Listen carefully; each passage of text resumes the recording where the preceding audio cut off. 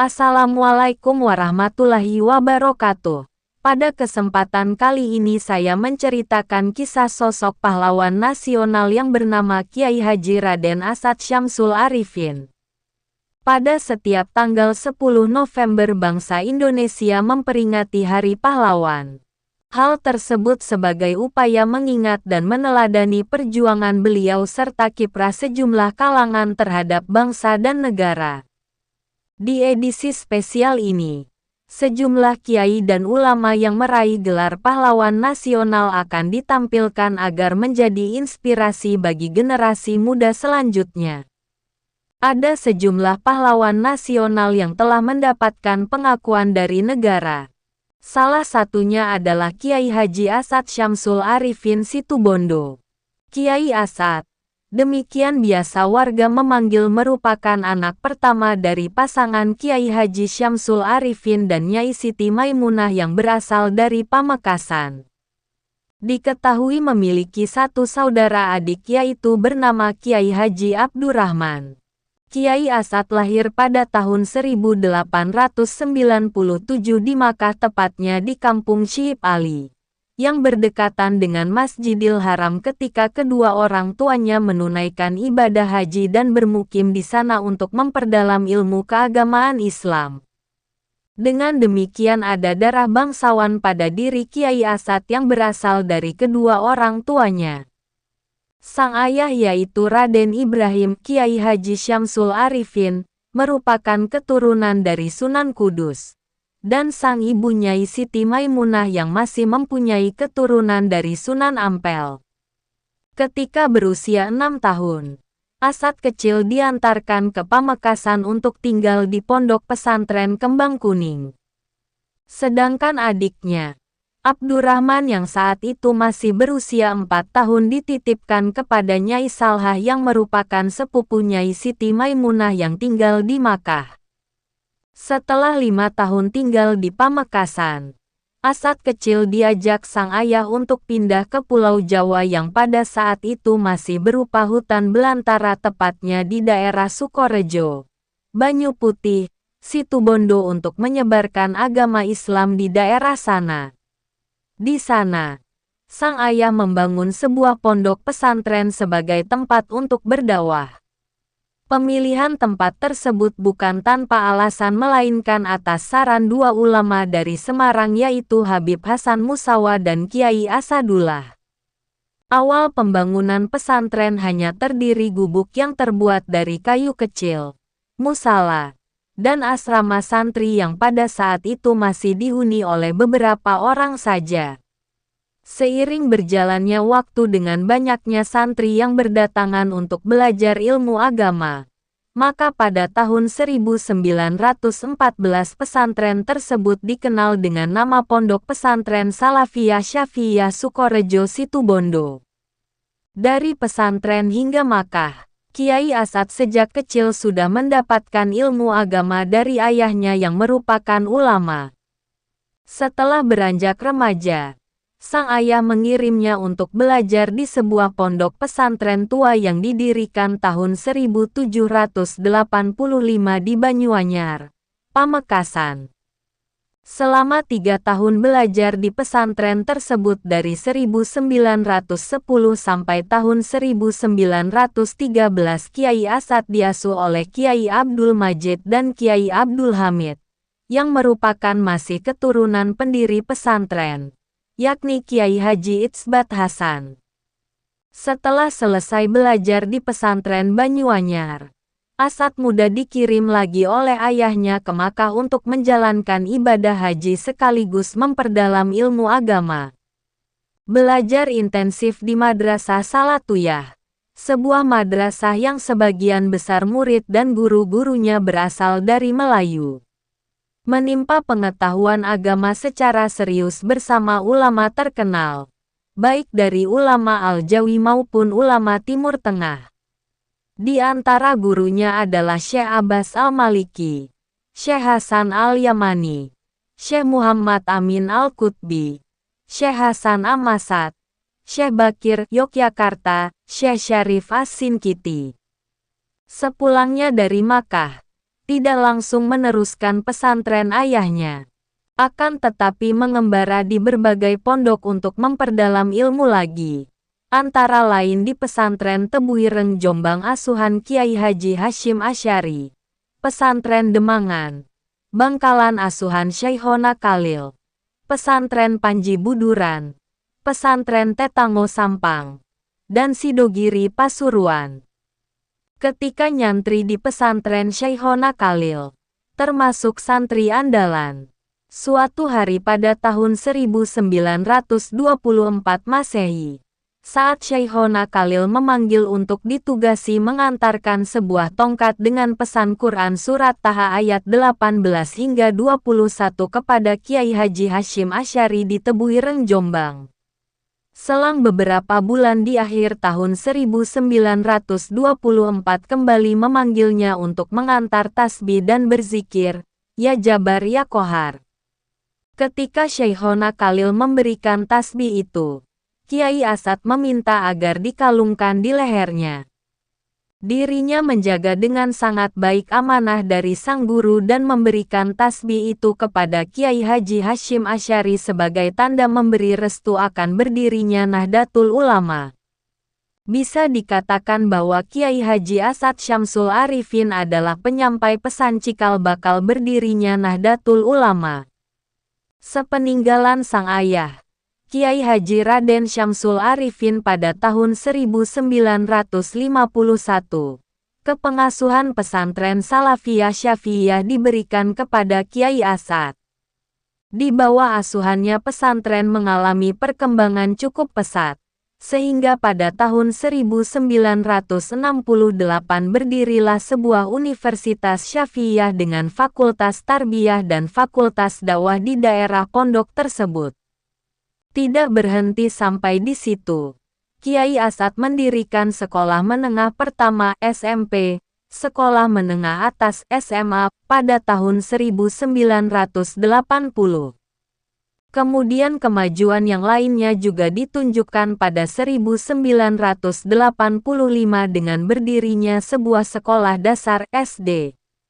Selang 1 tahun kembali mendirikan sekolah di bidang perekonomian dengan berdirinya Sekolah Menengah Ekonomi Tingkat Atas SMEA pada tahun 1986. Dan di tahun 1990 berdiri berbagai lembaga, salah satunya Lembaga Kaderisasi Fuqaha atau yang lebih dikenal dengan nama Mahat Ali yang merupakan lembaga dalam rangka mengantisipasi krisis ulama. Perjuangan Kiai Haji Asad melawan penjajah, tak hanya sebagai ulama yang menyebarkan ilmu agama dan memimpin pesantren, Kiai Asad juga turun gunung bergerilya berjuang mengusir penjajah Jepang dari kota Jember. Di pondok pesantren Raudatul Ulum, Sumberuringin, Sukowono yang menjadi markas utamanya, Kiai Asad menyusun strategi dan melancarkan serangan untuk melumpuhkan penjajah Jepang tersebut. Asad remaja memimpin para pejuang untuk melawan serdadu Jepang di Garahan, Kecamatan Silo. Bersama pejuang lainnya bergerilya dari Sumberuringin menyusuri jalan puluhan kilometer, naik turun lembah, menembus hutan belantara dan menyeberang sungai. Gerakannya tercium musuh dan dicegat pasukan penjajah di Sungai Kramat. Pada masa perjuangan, Kiai Asad bersama dengan sepupunya, Kiai Abdus Somad sempat mendapatkan kursus teknik dasar militer di Jember. Dengan modal ini pula bersama kiai lain menyusun pergerakan yang dipadukan dengan kekuatan rakyat, santri dan ulama. Sosoknya yang berharisma menjadikannya disegani masyarakat yang berada di kawasan Banyuwangi, Situbondo, Bondowoso, Probolinggo, Jember, Lumajang, dan Pasuruan. Terutama disegani oleh ketiga laskar di kawasan itu, yaitu Laskar Sabilillah, Hizbullah, dan Pelopor. Semua kiai yang berada pada Laskar Sabilillah menaati semua strategi yang dibuat oleh Kiai Asad sendiri. Begitu juga dengan para santri yang berada pada Laskar Hizbullah. mereka dengan senang hati mengikuti strategi pergerakan perjuangan. Tak hanya kiai dan para santri, rakyat termasuk para preman yang berada pada barisan laskar pelopor juga mengikuti strategi Kiai Asad. Pasukan yang dipimpin berhadapan langsung dengan musuh. Meskipun begitu, Kiai Asad bersama pasukan bisa mengatasi para penjajah Jepang. Pesan Kiai Asad Syamsul Arifin dalam berjuang membela negara adalah dengan niat memperjuangkan agama dan negara, memperjuangkan agama untuk akhiratnya dan memperjuangkan negara untuk dunianya. Kiprah di panggung politik. Ketika Nahdlatul Ulama memutuskan untuk menjadi partai politik dan meninggalkan Masyumi pada tahun 1952, Kiai Asad dan para ulama Nusantara mengembangkan dan memperluas pengabdian menuju politik kenegaraan yang sebelumnya hanya fokus di politik kebangsaan dan kerakyatan.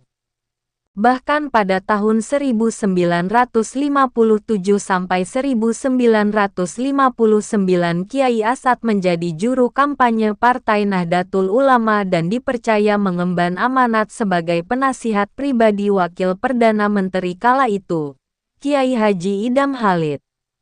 Menurutnya, peran masyarakat Islam dalam mendukung Partai Nahdlatul Ulama ketika pemilu sangatlah penting. Karena berasaskan Ahlussunnah wal Jamaah dan konsepsi pemikiran yang diajukan dalam sidang bersumber dari ajaran Islam serta para calon yang diajukan berasal dari ulama nasional. Alasan inilah yang menjadikannya berjuang dari satu tempat ke tempat lain yang tak lain demi membela Nahdlatul Ulama di ranah politik. Melihat perjuangan bersama kiai muda lainnya, membuat Presiden Soekarno memilihnya agar menduduki jabatan sebagai Menteri Agama. Namun Kiai Asad bukan seorang yang haus jabatan. Dengan halus menolak tawaran itu karena menurutnya jabatan seperti itu bukanlah keinginan dirinya. Dirinya lebih memilih memimpin pesantren yang keilmuannya itu telah diwariskan dari sang ayah dan gurunya. Pengaruh Kiai Asad tentu membuat cemas para penguasa Orde Baru yang represif dan otoriter. Sehingga segala cara dilakukan untuk melemahkan Nahdlatul Ulama. Melihat keadaan seperti ini membuat para pejuang Nahdlatul Ulama mengadakan musyawarah nasional yang disebut Munas, alim ulama yang bertempat di pesantren Salafiyah Syafi'iyah Situbondo. Pada tahun 1983 Munas menyatakan bahwa Nahdlatul Ulama menerima Pancasila dan melakukan revitalisasi Hitah pada tahun 1926. Gagasan ini dikemukakan oleh Kiai Haji Ahmad Siddiq yang langsung disetujui Kiai Asad karena dapat menjadi pukulan telak bagi penguasa Orde Baru yang hendak membubarkan Nahdlatul Ulama dengan dalih tidak menerima Pancasila. Dari perjuangan di bidang politik, pada tanggal 3 November tahun 2016 dianugerahi gelar sebagai pahlawan nasional berdasarkan keputusan Presiden Republik Indonesia nomor 90 TK tahun 2016. Sosok dengan karomah terbaik. Sebagai seorang kiai dan ulama besar, Kiai Asad tidak hanya menguasai ilmu dari guru dan kitab, juga menguasai ilmu yang dianggap oleh masyarakat sebagai ilmu gaib. Muridnya berasal dari kaum Bromo Corak Preman, berandalan, yang mendalami ilmu kanugrahan, yaitu ilmu kekebalan tubuh. Ketika sesama mereka dibekali oleh sebuah pedang dan celurit untuk saling bacok, tidak ada dari mereka yang cedera sedikit pun. Salah satu dari muridnya yang bernama Mabruk dulunya seorang preman yang kemudian bergabung pada Laskar Pelopor untuk menghadapi pasukan penjajah. Beberapa hari telah mendalami ilmu kanugrahan tersebut beserta silat. Ia juga disuhuk ditiup dengan doa oleh Kiai Asad. Kemampuannya dibuktikan ketika perjalanan di daerah Dabasah yang merupakan tempat gudang senjata para penjajah. Dengan izin Allah, pasukan Laskar Pelopor berhasil mengambil 24 pucuk senjata dan sejumlah amunisi tanpa mendapatkan perlawanan sedikitpun. Dengan ilmu gaib yang telah dibekalkan ke pasukan Laskar Pelopor tersebut oleh Kiai Asad, mereka mampu masuk gudang tanpa terlihat oleh pasukan penjajah. Dan Kiai Haji Asad Syamsul Arifin wafat pada tanggal 4 Agustus tahun 1990 di Situbondo pada usia 93 tahun. Al-Fatihah. Mungkin cukup sekian, jika ada salah kata saya memohon maaf yang sebesar-besarnya. Wassalamualaikum warahmatullahi wabarakatuh.